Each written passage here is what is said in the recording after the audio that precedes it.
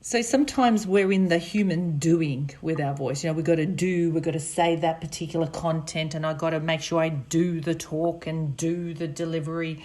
And people are just doing matters, right? We want them to understand because they've got to do it, not feel it, but they've got to do it. They've got to do what we say, and they need to respond to us out of the doing, right? Even us, we're doing the talk, not being the talk, right? Now, being the talk to me is about really feeling it in your body, meaning connecting to what you say. As a communicator, we're inspiring people with what we say, even if it's the most boring piece of information. That is what the problem is, that it's boring and it's empty information, and when the speaker speaks it, they cannot find emotion in it. And that is why the information becomes boring and lifeless to others, and they struggle to absorb it.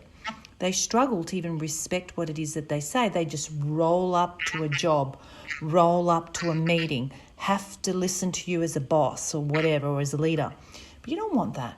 We want to be using our voice to create and change the world by what? Inspiration. We're going to use logic. Yes, we want the right content, but we're also going to use emotion and meaning. What do I mean by that?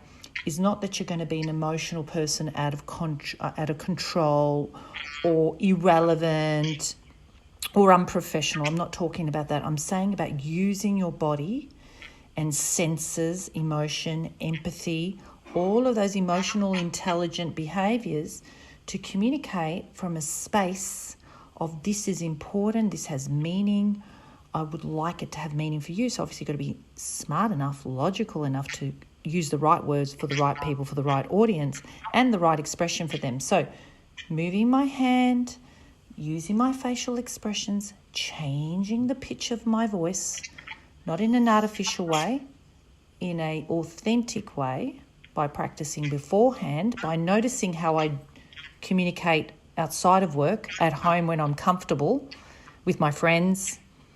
How do I communicate emotion? How do I communicate to those that I don't have to overthink about it? And comparing yourself. What am I switching off? What am I switching on? How do I become more of a whole person in what I say, so then I am authentically me and I make my life count because I enjoy what it is, what I'm saying. I'm finding meaning. Even if it's just one little piece of the jigsaw puzzle, it's an important piece of the jigsaw puzzle. My delivery is important in the scheme of the bigger thing. So I'm going to create meaning. I'm going to feel the words. I'm going to emphasize some words. Yes, if you're not used to it, you have to exaggerate it. If you don't exaggerate it, you think you've made a difference in the word, in the phrase, but there is no change because it needs a lot of action, energy. To pick up your pitch requires energy, requires awareness. Remember that exercise? So put that into your body with lots of warm-ups. The straw exercise. Get your body used to it because when you need it, you got to be able to call it.